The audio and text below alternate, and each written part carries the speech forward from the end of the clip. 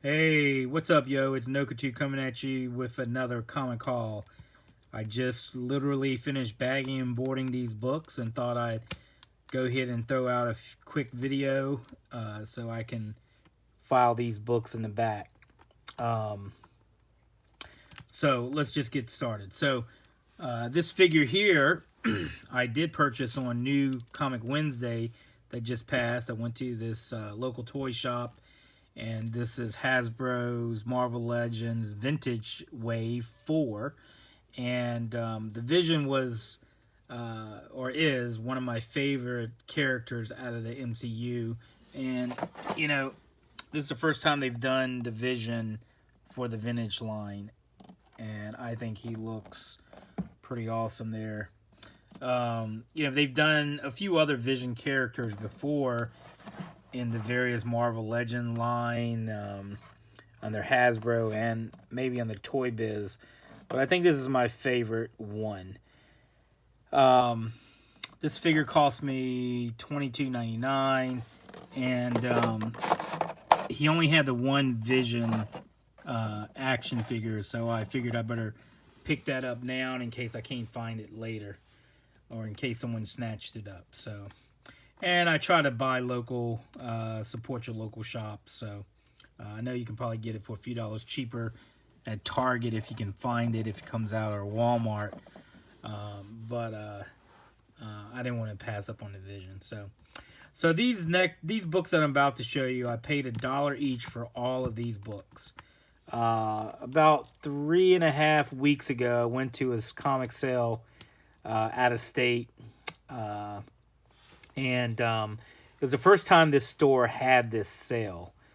They are probably the largest comic retailer in their state, and they have a couple of warehouses, but this particular warehouse they've never had a sale at, and so all the books were $1, um, and there were hundreds of thousands of books. I mean, literally hundreds of thousands. I only got through maybe 1/5 of the long boxes, and I was there all day. And on I went to a special preview sale on Thursday. It was $1. Second day, Friday, all the books were $1. Saturday they dropped the price to 50 cents, and then on Sunday they dropped to a quarter. And so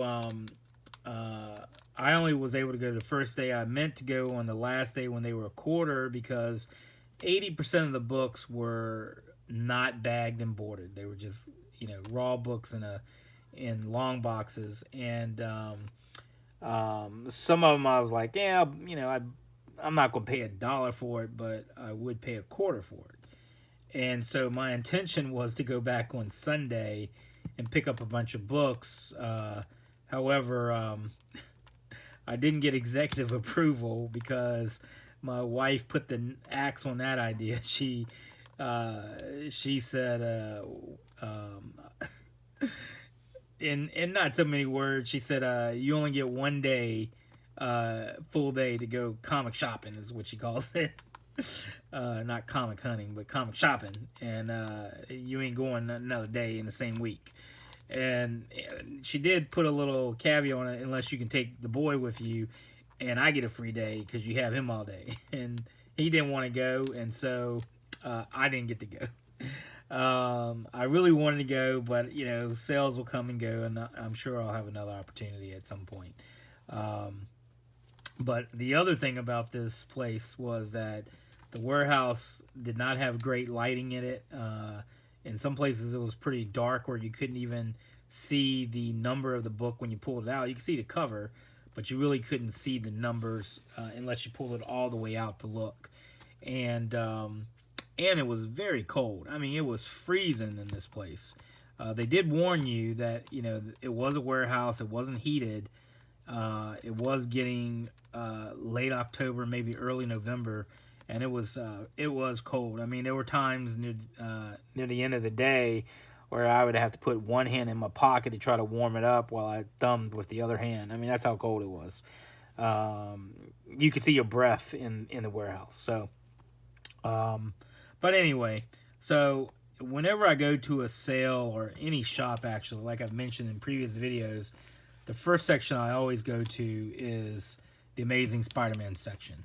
Amazing Spider-Man is as we all know, is the most sought after and collected title in the comic industry. And so if I find some early Amazing Spider-Man in high grade cheap, I always pick it up, whether it's a key book or not. After they start getting in the 400s and newer versions, I may not pick it up if I have it already, unless it's a key book. All these books were in high grade.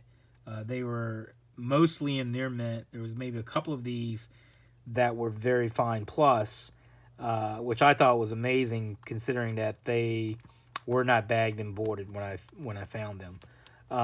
But they were all definitely worth more than $1. So, Amazing Spider-Man 208, 211,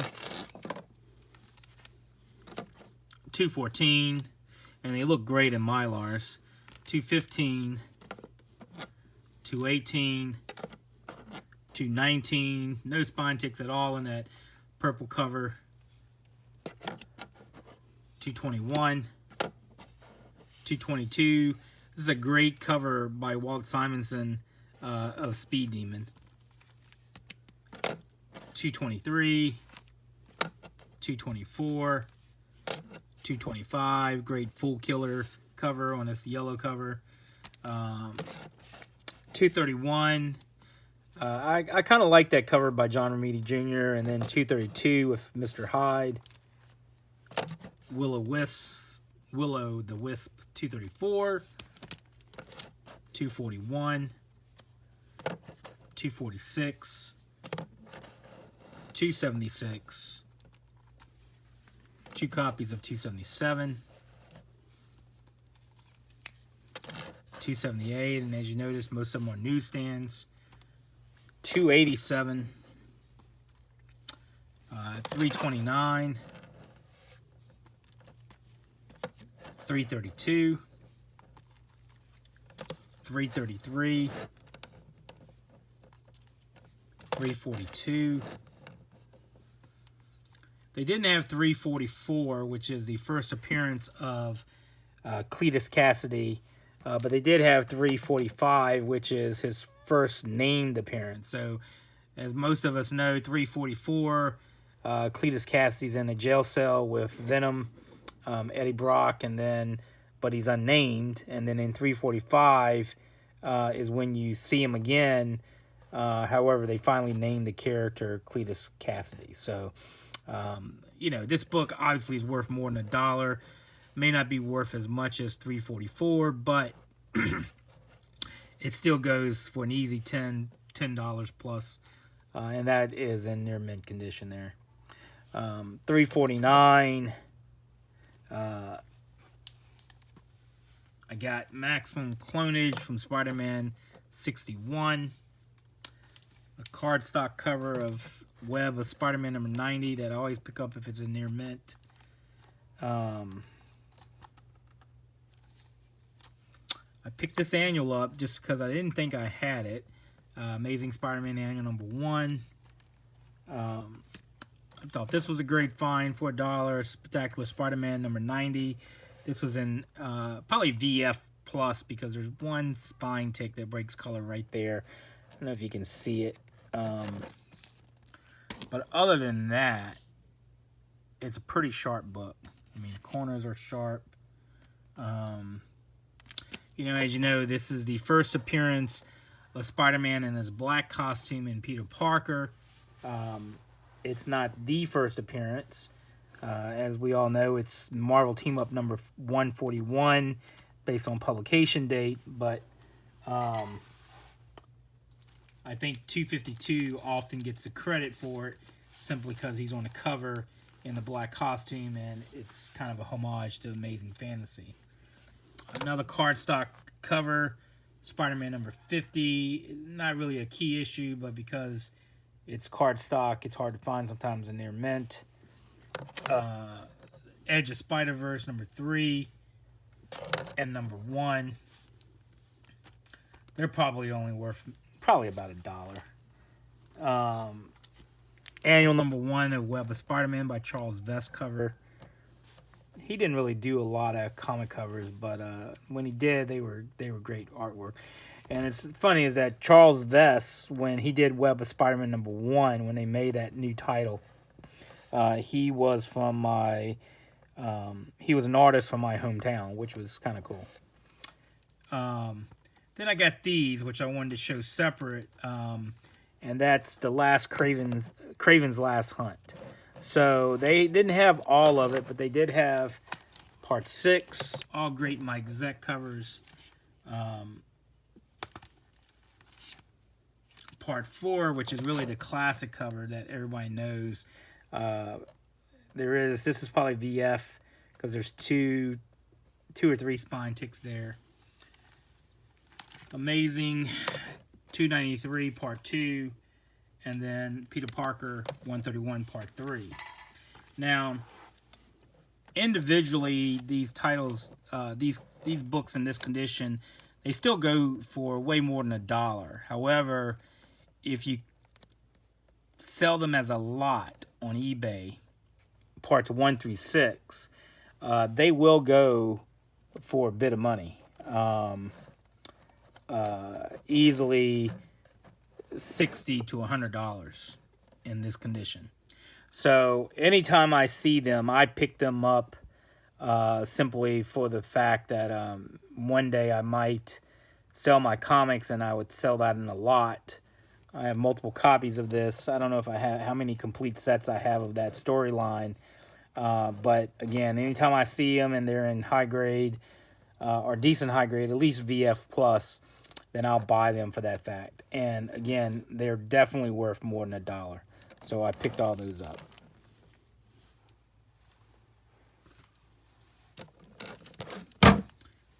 And again, I thought that was a great find for $1.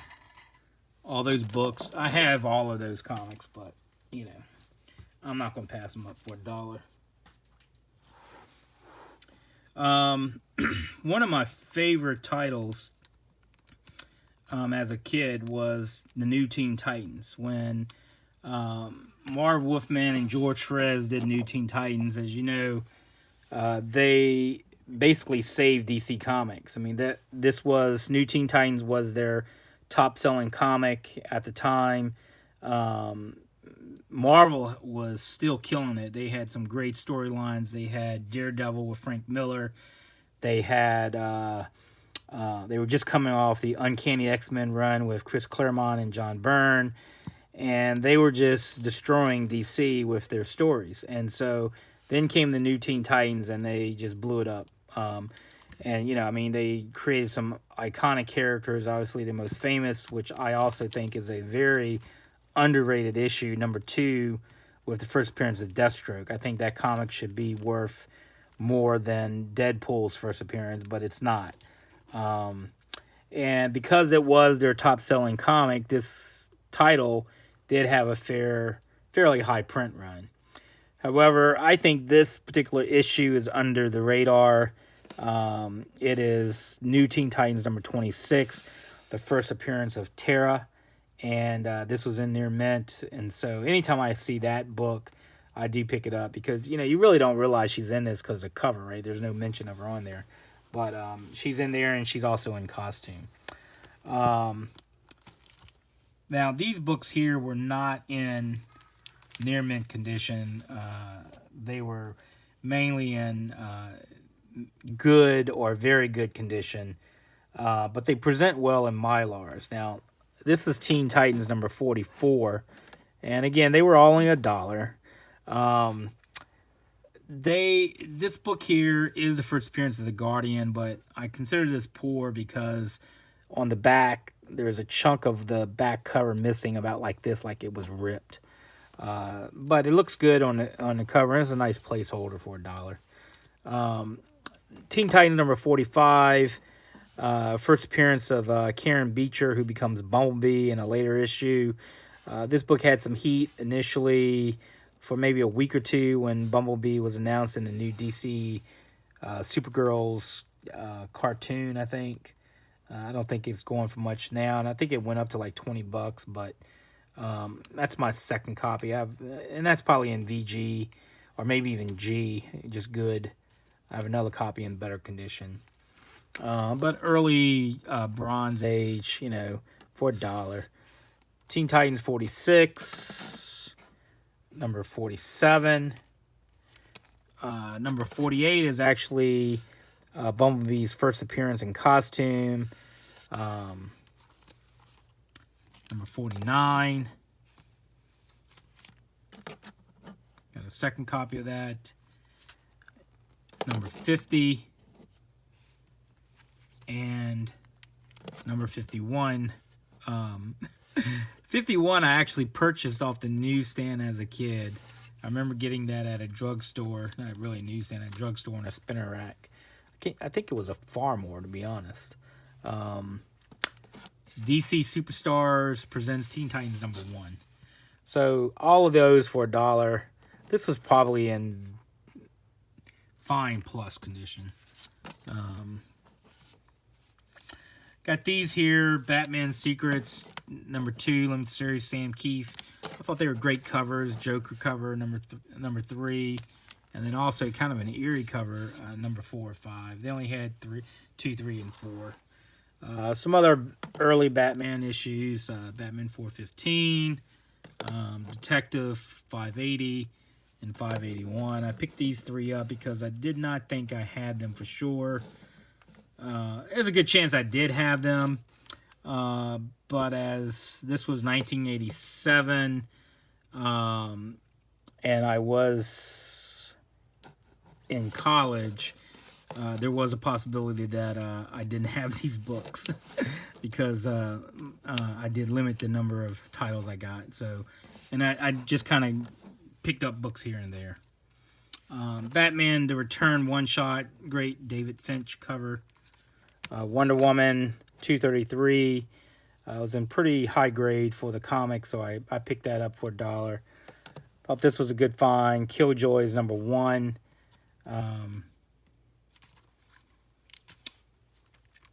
So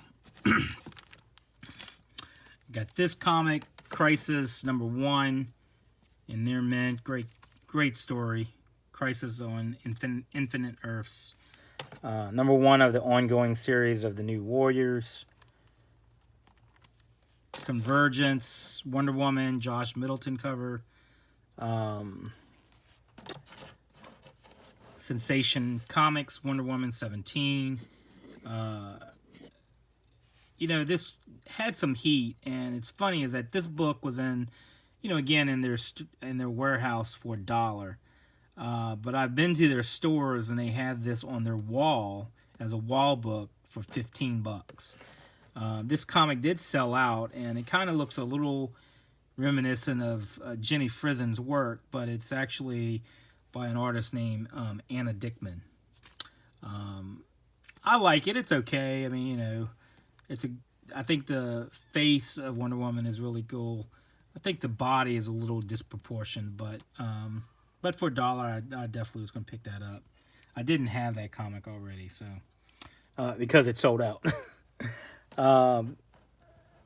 Batwoman, Detective Comics 855. I think this is a gorgeous cover by J.H. Williams. His cover run on this run of Detective with Batwoman has some really great covers, and I think as she becomes a more popular character, I think these comics with his cover run, and I think this is the best one that he did, will gain some heat. But right now, it's definitely a $1 book. I found another copy of this, and these are harder to come by in dollar bins, but Cassandra Cain's first appearance as Batgirl. This is Stan Lee did some one-shots for DC and what his rendition of some of the iconic characters would be like if he was the creator. And on the back of the cover, they were done by Adam Hughes. And so I had this book already. but I decided to pick. Now I'm trying to find a duplicate copy of all of them so that I can bag it with the back cover showing of the same book because it's Adam Hughes. And these were $6 comics when they initially got published in that prestige format. So to find that in near mint for $1, I decided to pick that up. This is 52, week 48, first appearance of The New Question for $1. Annihilation, Silver Surfer, Delato cover for $1. Obnoxio the Clown versus X-Men, #1. That was in near mint condition. Not really sure why I picked it up other than the fact that it was in near mint. Hulk 425. As I mentioned before in another video, I did find issue 4 of Magic at a different sale. So this makes, in the other video I showed 1 through 3, and this is number 4. That makes my third complete copy of the entire series. Now this book here, I don't know if many of you know about it, but it's Marvel Age number 6, and in this comic, it's really like a little flyer, really thin. Marvel Age did eventually get to the length of like a regular comic book in a number of pages, but this was in near mint, really high grade copy, and I think the significance of it is, I'm going to see if I can open this up without making a mess. Nope. On the back of the cover is Peter Porker. And so, based on publishing date, this is probably his first appearance in print. So, when I saw that, I thought, well, let me pick that up. I'm almost sure I have this copy already, and it didn't really occur to me that he was on the back cover until I saw that, which, again, I'm surprised at how great of condition this was in for being an unbagged, unboarded comic with, on the back you can see there is no spine ticks on that spine. So, for $1, I decided to pick it up because, as we all know, Peter Porker, Spider-Ham, is getting some heat because he's going to be in the Spider-Verse movie. So that's Marvel Age number 6.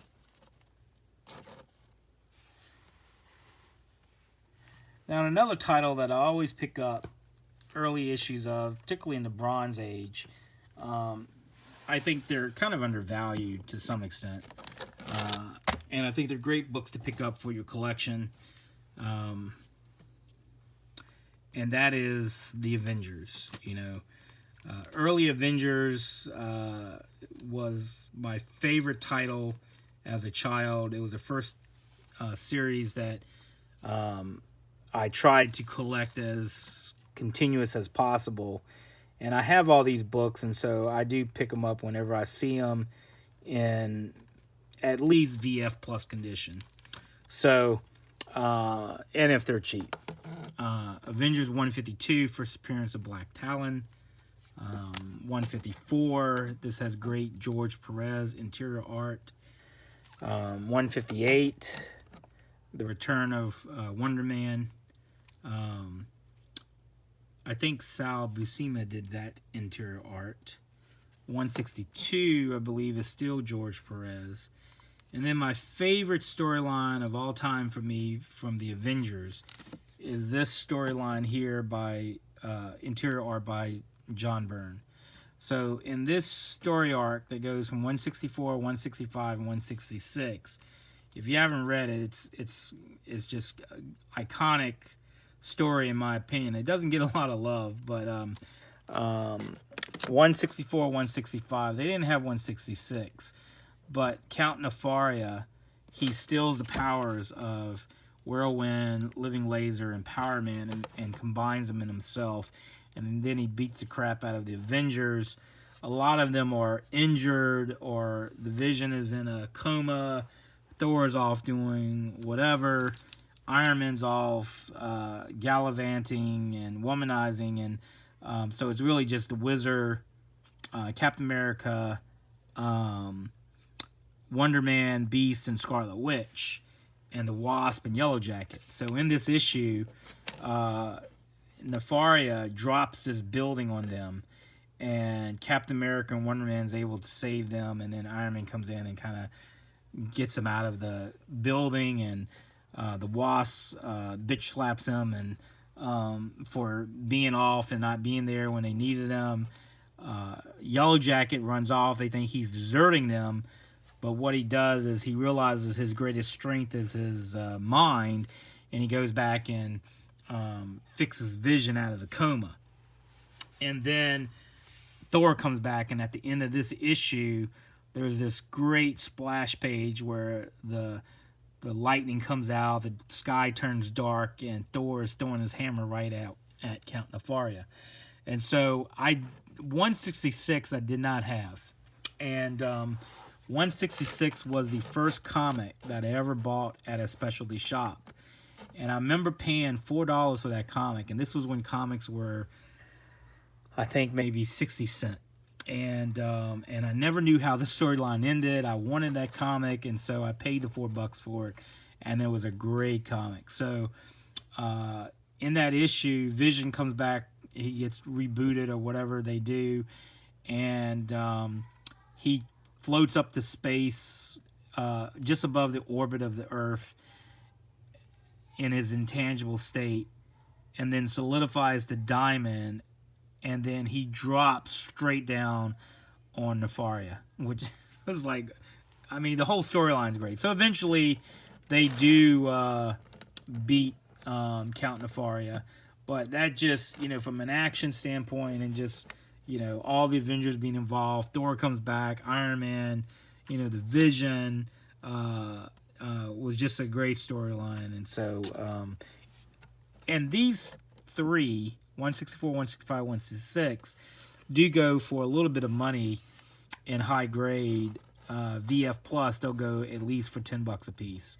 So, but great storyline. If you haven't read it, if you have Marvel Universe Unlimited, read that storyline, or if you can find the books, that again, great storyline. I get 219 in high grade and 222.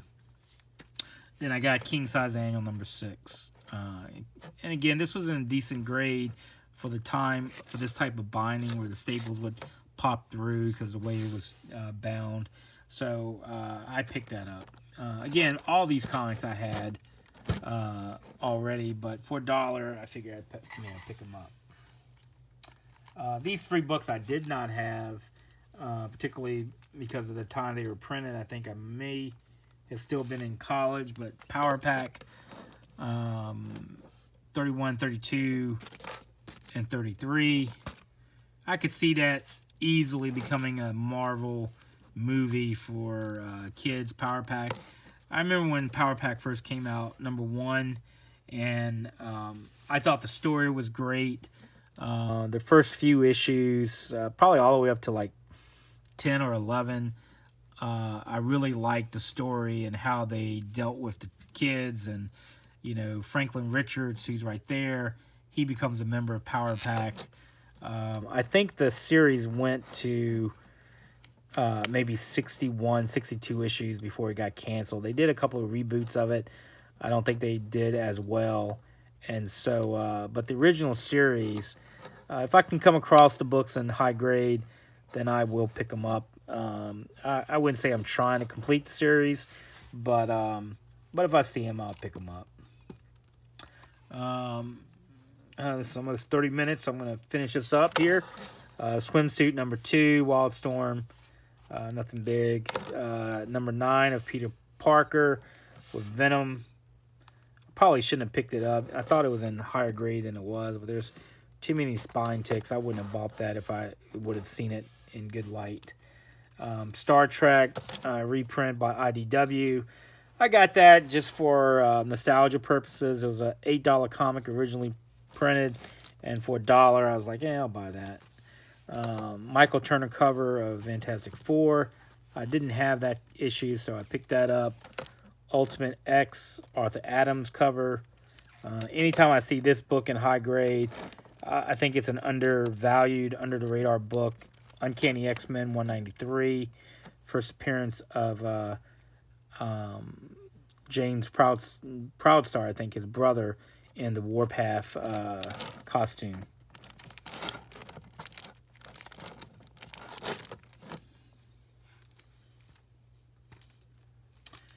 Got this, Secret Wars 2, first appearance of Boom Boom. Got another issue of that, Uncanny X-Men 193. Anytime I see these covers with the anniversary, 25th anniversary of Marvel, with the border, sometimes those are a little hard to find in the wild, so I picked that up. Danger Girl #1, Renegade, J. Scott Campbell cover. Not really a valuable book. I picked these up. ROM #1, IDW cover with Tom Whalen.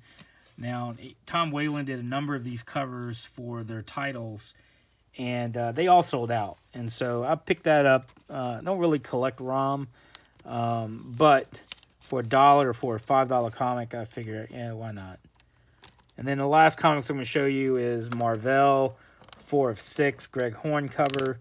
I showed you the Chromium cover of #1. That was pretty hot.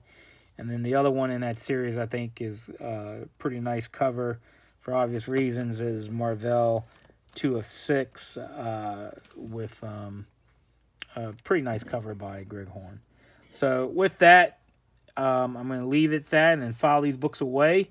Until next time, peace. Enough said.